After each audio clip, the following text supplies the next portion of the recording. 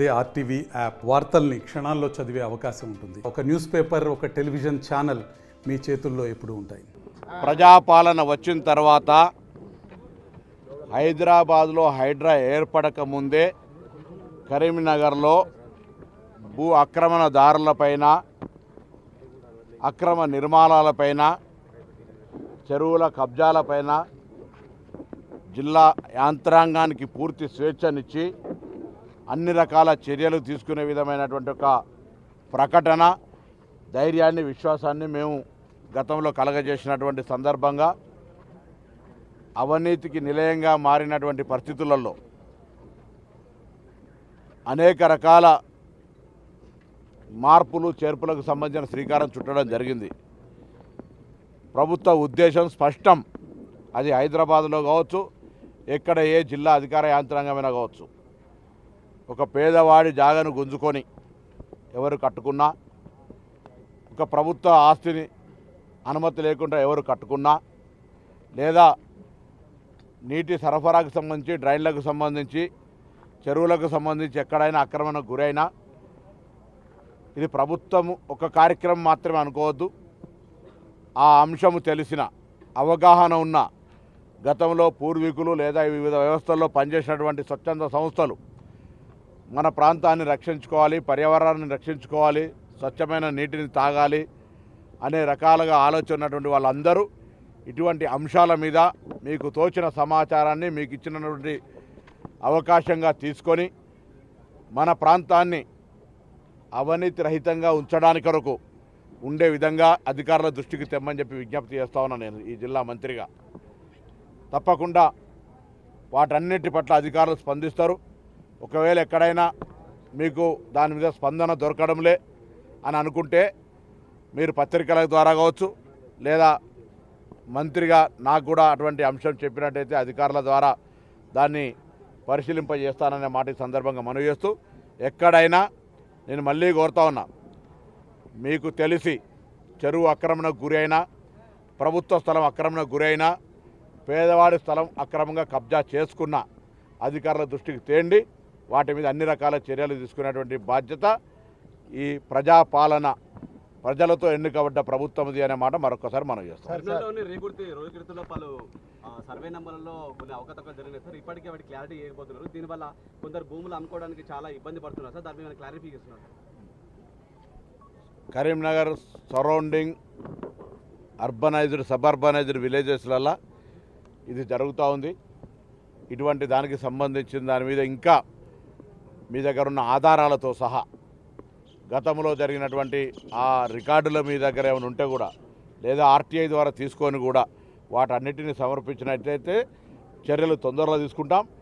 ఎవరి స్థలాలు అమ్ముకోవద్దు, కొనుక్కోవద్దు అనే అంశం కానే కాదు. ప్రభుత్వ ఉద్దేశం ప్రభుత్వ స్థలాల పరిరక్షణ, చెరువుల పరిరక్షణ, సామాన్యుడికి ఈ ప్రభుత్వం అండగా ఉండి ఎటువంటి దౌర్జన్యానికి ఆ వ్యక్తి గురి కాకుండా ఉండాలనేటువంటిది మా యొక్క ఆలోచన.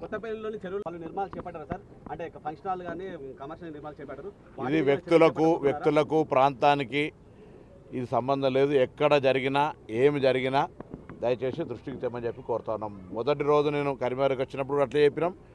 పూర్తి స్వేచ్ఛనిచ్చిన అధికారులకు, పార్టీలకు అతీతంగా ఎవరు అటువంటి చర్యలు తీసుకున్నా, అటువంటి సంఘటనలకు పాల్పడ్డా వాళ్ళందరి మీద ఉక్కు పాదం మోపి తగిన చర్యలు తీసుకునే విధంగా మేము చేస్తాం. సో దానికి సంబంధించి కూడా అదేవిధంగా గ్రామీణ ప్రాంతాల్లో కావచ్చు, నేను అందరి కరీంనగర్, సిద్దిపేట, హన్మకొండ, జగిత్యాల, పెద్దపల్లి, సిరిసిల్ల అందరు పోలీసు అధికారులకు, ఉన్నతాధికారులకు కూడా చెప్పడం జరిగింది. రాష్ట్ర ముఖ్యమంత్రి గారు రాష్ట్ర స్థాయి లోపల గంజాయి, ఇతర డ్రగ్స్కు సంబంధించి చాలా సీరియస్గా రాష్ట్ర స్థాయి చొప్పున కార్యక్రమం నడుస్తోంది. అందులో జిల్లాలు కూడా భాగస్వామ్యమే. ఈ జిల్లాలే కాకుండా ఉత్తర తెలంగాణ కాకుండా మొత్తం యావత్ తెలంగాణలో జిల్లా అధికారులందరూ గంజాయికి సంబంధించి కావచ్చు, ఇతరత్ర ఏ మారక ద్రవ్యాలకు సంబంధించి ఒక చేస్తూ ఉన్నారో అటువంటి దందా వాళ్ళ మీద కూడా కఠినంగా పీడీ యాక్టులు కాదు, ఇతరత్ర అనేక రకాలుగా తగిన చర్యలు తీసుకొని యువత భవిష్యత్తును జడగొట్టి పిల్లల జీవితాలతో ఆడుకుంటున్న వాళ్ళ మీద కఠినంగా వ్యవహరించండి. ఇంటెలిజెన్స్ వ్యవస్థ ద్వారా సమాచారాన్ని సేకరించండి. ఇందులో భాగస్వాములైన వారు ఎవరు ఎంత పెద్దవారైనా వారిని ఉపేక్షించేది లేదని మరొక్కసారి వీళ్ళందరికీ కూడా జిల్లాకు సంబంధించి ఎవరైతే ఈ అంశాల లోపల సీరియస్గా తీసుకోవాలో వాళ్ళందరూ కూడా కోరుతాను. అసెంబ్లీ పోటీ చేసిన అభ్యర్థి ద్వారా తీసుకొని ఓన్లీ స్పోర్ట్స్ అంటే మెటీరియల్ దాని గురించి ఒక 25 లక్షల రూపాయలు SDF కింద మీకు లెటర్ పంపుతారు, ప్రొసీడింగ్ ఇచ్చేయండి. మీకు అందరికీ ఏదైనా సామాన్ only that is not for infrastructure, only equipment.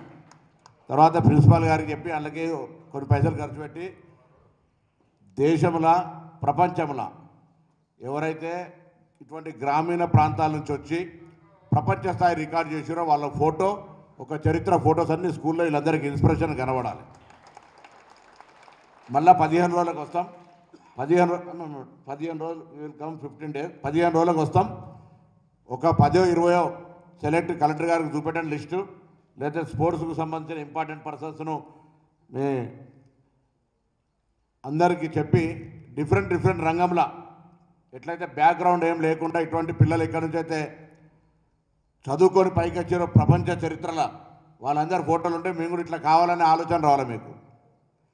మన స్ఫూర్తి కొరకు అట్లా చేద్దామనేటువంటి మాట ఈ సందర్భంగా చెప్తూ, ఇలా ప్రభుత్వం కూడా ఇంతకుముందే కలెక్టర్ గారు చెప్పినట్టుగా ప్రపంచంలో అనేక పోటీలు జరుగుతూ ఉన్నాయి. భారతదేశానికి అవార్డుల సంఖ్య చాలా తక్కువ వస్తూ ఉంది. దానికి సంబంధించి ఇటీవల మన ముఖ్యమంత్రి గారు కొరియా వెళ్ళినప్పుడు ఆ ఒక్క దేశమే, చిన్న దేశం అది, మన తెలంగాణ అంతకంటే కొద్దిగా అటు ఇటు ఉంటుంది, 32 అవార్డులు వచ్చినాయి ఒక దేశానికి. ఒక అమ్మాయికి 3 అవార్డులు వచ్చినాయి. వాళ్ళని ప్రత్యేకంగా కలిసినారు. దాన్ని స్ఫూర్తి తీసుకొని యంగ్ ఇండియా పేరు మీద ఒక స్పోర్ట్స్ స్కూల్ను, యూనివర్సిటీని ఇక్కడ తెలంగాణ లోపల గచ్చిబౌలి స్టేడియంగా ఏర్పాటు చేస్తూ ఉన్నారు. 10 సంవత్సరాలుగా ఉపయోగించని గచ్చిబౌలి స్టేడియాన్ని తిరిగి ఇటీవలనే దాదాపు 18-20 కోట్ల రూపాయలు ఇచ్చి మళ్ళీ ఉపయోగంలోకి తెస్తూ ఉన్నారు. మీరంతా ప్రభుత్వం నుంచి ఇప్పుడు మీరు చెప్పంగానే కలెక్టర్ గారు 15-20 లక్షల రూపాయలతో ట్రాక్ సూట్స్ కావచ్చు, షూస్ కావచ్చు, ఇతరాతర చిన్న సామాన్లను ఇచ్చినారు. ఇప్పుడే ప్రిన్సిపాల్ గారు కొంత షార్టేజ్ ఉన్నటువంటి కోచ్ల గురించి ఇచ్చారు. నేను వెళ్ళగానే స్పోర్ట్స్ స్కూల్కి సంబంధించినటువంటి MD గారితో, చైర్మన్ గారితో మాట్లాడి ఆ యొక్క కోచ్లను ట్రాన్స్ఫర్ చేయడమా లేదా తాత్కాలిక పద్ధతిలో కలెక్టర్ గారికి అధికారం ఇచ్చి ఎంపిక చేయడమా, మొత్తానికి 100% మీ యొక్క స్పోర్ట్స్ స్కూల్ తెలంగాణలో ఇది చాలా పెద్ద స్కూల్, ఇది దీని గౌరవాన్ని కాపాడండి. మీరంతా గట్టిగా ఆడి ఎప్పుడైనా ఇబ్బంది ఉంటే నేరుగా చెప్పేటువంటి అవకాశం ఉంది మీరు. కాబట్టి స్పోర్ట్స్ స్కూల్కు సంబంధించి కరీంనగర్ నుంచి కూడా రేపు పొద్దున రాష్ట్ర స్థాయి క్రీడల్లో కావచ్చు, దేశ స్థాయి క్రీడల్లో కావచ్చు అవార్డులు రావాలి. వచ్చినట్టయితే జిల్లా యంత్రాంగం నుంచి కావచ్చు, ప్రభుత్వం నుంచి మీకు అనేక రకాలుగా ప్రోత్సాహం ఇస్తాం. చదువుకుంటేనే వేరే ఇంకోటి చేస్తేనే ఉద్యోగాలు మనం మీరు చూడండి. సిరాజ్ గారు క్రికెట్, నిఖత్ జరీన్ గారికి ఇద్దరికి DSP నౌకరు ఇచ్చినారు ఈ ప్రభుత్వం, ఇంటి స్థలంతో సహా అన్ని సౌకర్యాలు కలిగజేస్తుంది. ప్రోత్సాహం ఇవ్వాలి ఆటల పట్ల అని. 10 yearsకి సంబంధించిన అంశం పక్కన పెట్టుకుంటే ఇప్పుడు స్పోర్ట్స్ స్కూల్ అనేటువంటిది పొద్దున ఒక చాలా పెద్దగా లైమ్లైట్లోకి రావాలి. ఇందులో క్రీడాకారులందరూ కూడా బాగా ఉజ్వల భవిష్యత్తును, మన గౌరవాన్ని కాపాడుకోవాలి. మీరు ఇంకొకటి ఏంటంటే మీరు కష్టపడి మీరు ఏదో ఒక టెస్ట్ ద్వారానే ఇక్కడికి వచ్చారు, ఒట్టి ఏదో పైరవితో రాలే. మీ ఆటల్లో మీకు ఉండబడేటువంటి ఒక ప్రావీణ్యత, దానికి సంబంధించినటువంటి అడ్మిషన్ ప్రాసెస్లు వచ్చినారు. ఎప్పుడైనా గమ్యాన్ని సాధించడానికి మీరు చాలా గట్టిగా కష్టపడాల్సి వస్తుంది.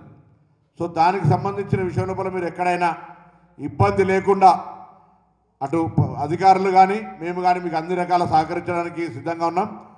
ఇన్ఫ్రాస్ట్రక్చర్ అంటే గేమ్స్కి సంబంధించిన ఆట వస్తువులన్నీ 25 లక్షలు అనేది తక్కువేం కాదు. దానికి సంబంధించిన మొత్తం రకాల ఈ ఆట వస్తువులు అనేది లేకుండా ఇంక్లూడింగ్ స్విమ్మింగ్ పూల్ తోటి కూడా, స్విమ్మింగ్ పూల్ని ఈ వారం 10 రోజుల లోపల స్టార్ట్ చేసి దాన్ని మీ అందరికీ ఉపయోగంలో తెచ్చే బాధ్యత కలెక్టర్ గారు తీసుకుంటారు. దానికి ఎక్కడ కూడా అంత నిర్మాణం అయిపోయినాయి. దానికి సంబంధించిన మెయింటెనెన్స్, ఎందుకంటే రేపు పొద్దున మళ్ళీ వాడడం ప్రారంభమైన తర్వాత దాని లోపల కొన్ని సౌకర్యాలు దానికి సంబంధించి ఎప్పటికప్పుడు నీట్గా ఉండాలి. కాబట్టి లేకపోతే అందులో నీటి నిల్వలు అట్లనే ఉంటే శరీరానికి ఇబ్బంది. కాబట్టి దానికి ఎప్పుడు మెయింటైన్ చేయాల్సిన అవసరం ఉంటుంది. దాని ఏర్పాట్లు చేసిన తర్వాత తప్పకుండా స్విమ్మింగ్ పూల్ కూడా ఉపయోగం చేయడం జరుగుతుంది. కానీ మేము మీ దగ్గర నుంచి ఒకటే ఆశిస్తూ ఉన్నాం, మంచి శిక్షణ తీసుకోండి. రేపొద్దున ఈ జిల్లాకు, తెలంగాణకు, దేశానికి ప్రైజులు తెచ్చి అన్ని ప్రశంసించే విధంగా మీరు శ్రమ పడాలని సందర్భంగా కోరుతా ఉన్నాం. మేము ఆనందపడుతున్నాం కాదు, మీరు పెరిగిన ఊరు, పుట్టిన ఊరు, కన్న తల్లిదండ్రులు అందరూ కూడా గర్వపడతారు మా వాడు ఇంత పెద్దోడైంది అని. ఇలా కలెక్టర్ గారి తల్లిదండ్రులు, కమిషనర్ గారి తల్లిదండ్రులు, ఈ అడిషనల్ కలెక్టర్ గారి తల్లిదండ్రులు, మా తల్లిదండ్రులు మా వాళ్ళు పెద్దోళ్ళని సంతోషపడతారా పడరా? పడతారా? మీరు గట్టి గొంతు కూడా ఉండాలి, గొంతు లేకపోతే ఏమి నడవ తీయాలి రేపు. పడతారా? రైట్. మీరు కూడా మీ తల్లిదండ్రులు గర్వపడాలని అనుకుంటున్నారా? మీ ఊరంతా గర్వపడాలని, మీకు ఊర్లో సన్మానం చేయాలనుకుంటున్నారా? అంటే ఏం చేయాలి మనం? మరి గట్టిగా కష్టపడి ర్యాంకులు, అవార్డులు సాధించాలి. అప్పుడే మీకు కానీ, మీ ఊరికి కానీ, మీ తల్లిదండ్రులకు, ఈ రాష్ట్రానికి గౌరవం. ప్రభుత్వమే మిమ్మల్ని పిలిచి కలెక్టర్ గారో, ముఖ్యమంత్రి గారో, మంత్రి గారో మీకు శాలువా కప్పి సన్మానం చేస్తారు. అది కావాలా వద్దా? ఎంతమందికి కావాలనుకుంటారు చేయలేవటరి? మరి చూస్తా ఎంతమంది తీసుకుంటారు. ఇంట్లో ఎంతమంది దానికి గమ్యాన్ని చేరుతారో చూస్తాం. మీ దగ్గర చేరుతారా?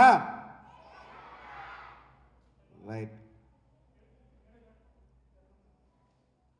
ఇంకా ఏమన్నా ఉందా చెప్పాల్సింది మీకు? ఇంకా ఏం లేదు. పోటీ, ఆరోగ్యకరమైన పోటీ. అలా పోటీ అంటే వట్టిగానే ఉరుకంగా మనం ప్రైజ్ రావాలని పక్క నూకేసుడు కాదు.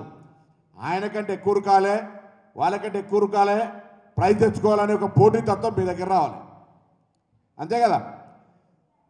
అంశాలు నేను మళ్ళీ స్టాఫ్ అందరూ కూడా ఒక ప్రిన్సిపాల్గా చెప్తాను అనుకోని మొత్తం సిబ్బందికి సంబంధించి మీరే ఒక సేకరణ, మొత్తం వివరాలు సేకరించి ఫోటోలు, వాళ్ళ సమాచారం చెప్పి కలెక్టర్ గారికి ఒక నివేదిక ఇస్తే ఉన్నటువంటి ప్లేస్ అనుగుణంగా ఒక మంచి క్రీడాకారుని అన్ని రంగాలు, అథ్లెటిక్ కావచ్చు, జిమ్నాస్టిక్స్ కావచ్చు, ఫుట్బాల్ కావచ్చు, హాకీ కావచ్చు, ఇతరత్ర అన్ని రకాల స్విమ్మింగ్ కావచ్చు, ఇతరత్ర గ్రామీణ క్రీడలైనటువంటి అన్ని క్రీడలు, ఇంటర్నేషనల్ క్రీడలు, ఒలింపిక్స్ క్రీడలకు సంబంధించి ముఖ్యుల ప్రముఖుల ఫోటోలు, వాళ్ళ చరిత్ర, వాళ్ళ ప్రాంతం ఎక్కడి నుంచి వచ్చింది, ఏ విధంగా అనేటువంటి మాటను ఇక్కడ చెప్పినట్టయితే వాళ్ళందరికీ ఉపయోగపడుతుంది. అదేవిధంగా పాతగా ఈ పాఠశాల నుంచి చదివి ఎవరెవరైతే ఒక ఉన్నత స్థానానికి వెళ్ళి ర్యాంకులు సాధించి మార్గదర్శకత్వంగా ఉన్నారో కలెక్టర్ గారు చెప్పినట్టుగా వాళ్ళని కూడా పెట్టాల్సిన అవసరం ఉంది. అవన్నీ కూడా ఏర్పాటు చేయమని చెప్పి సందర్భంగా కోరుతూ, డైట్ దగ్గర కూడా ఎక్కడ కాంప్రమైజ్ కాకండి.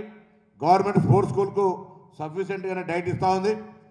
ఎప్పుడైనా ఇబ్బంది ఉంటే మళ్ళీ వస్తూ ఉంటాం. ఊరికి కూడా మీ స్పోర్ట్స్ చైర్మన్ గారు, ఎండి గారు కూడా ఇక్కడ రాబోతూ ఉన్నారు. ఇంకేమైనా సౌకర్యాలు ఉంటే అట్లే ఈ వేకెన్సీ పొజిషన్ 7th క్లాస్లో 17 మెంబర్సే ఉన్నారు.